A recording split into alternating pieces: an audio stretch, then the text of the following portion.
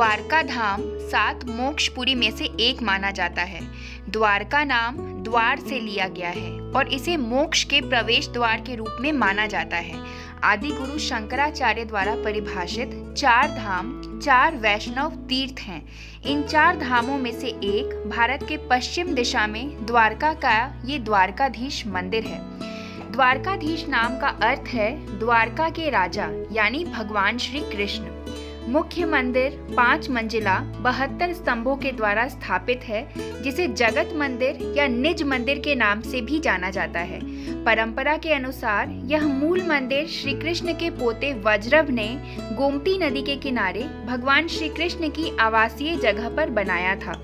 हालांकि ये बात स्पष्ट कर दूं कि ये गोमती नदी उत्तर भारत की वह गोमती नदी नहीं है जो गंगा नदी में मिलती है।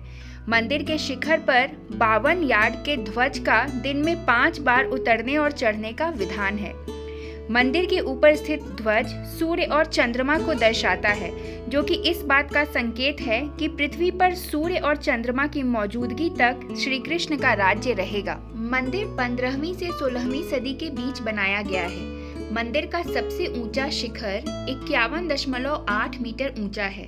मंदिर में 2 प्रवेश द्वार हैं। उत्तर दिशा में प्रवेश द्वार को मोक्ष द्वार तथा दक्षिण में प्रवेश द्वार को स्वर्ग द्वार कहा गया है। यह द्वार मुख्य बाजार से होते हुए गोमती नदी की ओर जाता है।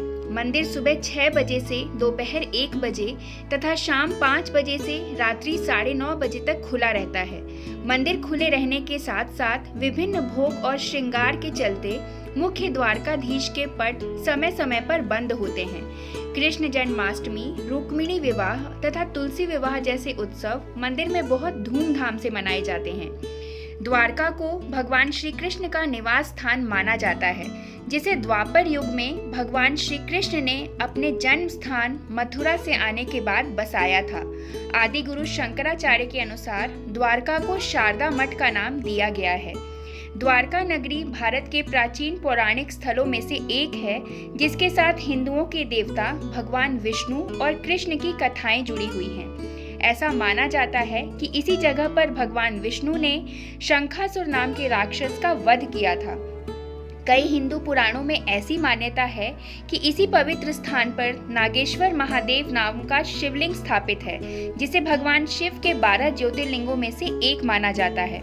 द्वारका नगरी से संबंधित एक मशहूर मान्यता यह है कि जब भगवान श्री कृष्ण पृथ्वी छोड़ रहे थे, उस दौरान उन्हें 6 बार अरब सागर में डुबोया गया था। कहा जाता है कि भगवान श्री कृष्ण ने मथुरा वासियों की सुरक्षा के लिए मथुरा का त्याग कर दिया था और युद्ध छोड़कर मथुरा से चले आए थे।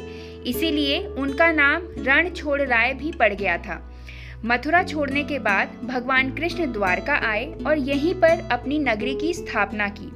कहा जाता है कि जब मथुरा में भगवान श्री कृष्ण और उनके मामा कंस के बीच युद्ध हुआ, इस दौरान भगवान श्री कृष्ण ने मथुरा वासियों को कंस के क्रूर शासन से मुक्त कराने के लिए उनका वध कर दिया। कंस की मृत्यु के बाद मथुरा के शासन के लिए कंस के पिता उग्रसेन की घोषणा की गई, जो मथुरा के राजा थे। लेकिन उग्रसेन का यह निर्णय मगध के राजा जरासंध को स्वीकार नहीं था।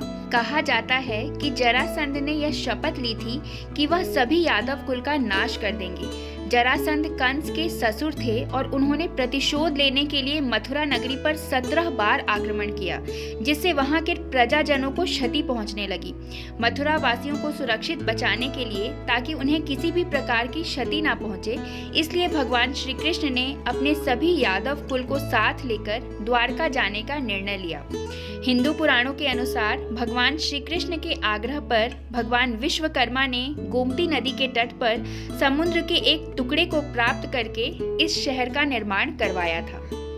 उस समय यह द्वारका नगरी स्वर्ण द्वारका के नाम से जानी जाती थी, क्योंकि उस काल के दौरान अपने धन और समृद्धि के कारण यहाँ स्वर्ण का दरवाजा लगा हुआ था। ऐसा माना जाता है कि प्राचीन काल में द्वारका नगरी का नाम कुश स्थली था, क्योंकि यहाँ कुश नाम का एक राक्षस निवास करता था, जिसका संहार भगवान विक्रम ने इसी स्थान पर किया था।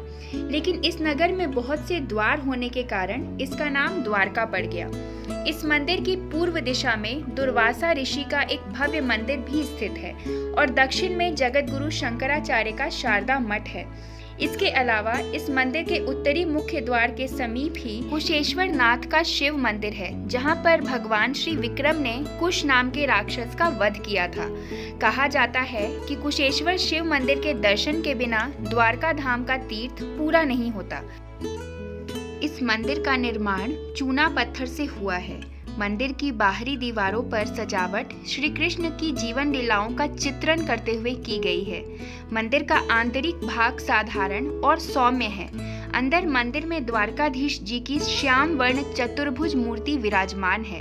भगवान ने हाथों में शंख, चक्र, गदा और कमल धारण किए हैं। बहुमूल्य अलंकरणों तथा सुंदर वेशभूषा से सजी प्रतिमा हर किसी का मन मोह लेती है।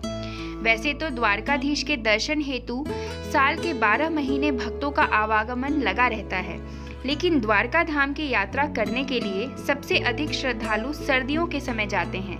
नवंबर से लेकर मार्च के बीच यहाँ भक्तों की सबसे ज्यादा भीड़ देखी जा सकती है। द्वारका 7 प्राचीन नगरों में से भी एक है, जिनमें मथुरा, काशी, हरिद्वार, अवंतिका, कांची और अयोध्या शामिल हैं। द्वारकाधीश मंदिर में भगवान श्री कृष्ण के दर्शन करने से पहले श्रद्धालुओं को गोमती घाट में स्नान करने की परंपरा है, जो कि मंदिर के ठीक पीछे स्थित है। इस नदी में स्नान करने का विशेष महत्व इसलिए भी है क्योंकि यही वो जगह है जहां गोमती नदी और समुद्र का मिलन होता है, जिसके कारण संगम का निर्माण होता है। द्वारका में कई अन्य प्रमुख स्थल भी हैं, जैसे जगत मंदिर, और जगत मंदिर से करीब 2 किलोमीटर की दूरी पर स्थित है रुक्मिणी मंदिर, जो भगवान श्री कृष्ण की पत्नी को समर्पित है। एक अन्य प्रमुख संरचना है सुदामा सेतु, जो गोमती नदी पर बना एक ऐसा पुल है जिसे लोग पैदल पार कर सकते हैं। भगवान श्री कृष्ण के बचपन के दोस्त के नाम पर बना ये पुल द्वारका के दक्षिण पूर्व में स्थित एक छोटे से द्वीप पंचकोई तीर्थ के साथ मंदिर को जोड़ता है। 66 मीटर लंबे और 4.2 मीटर चौड़े इस पुल के निर्माण से पहले लोगों को द्वारका पहुंचने के लिए नदी पार करनी पड़ती थी। कहा जाता है कि भगवान श्री कृष्ण अपने 18 कुल बंधुओं के साथ द्वारका चले आए, जिसके पश्चात उन्होंने 36 वर्ष यहाँ पर राज्य किया। तत्पश्चात उनकी मृत्यु हो गई।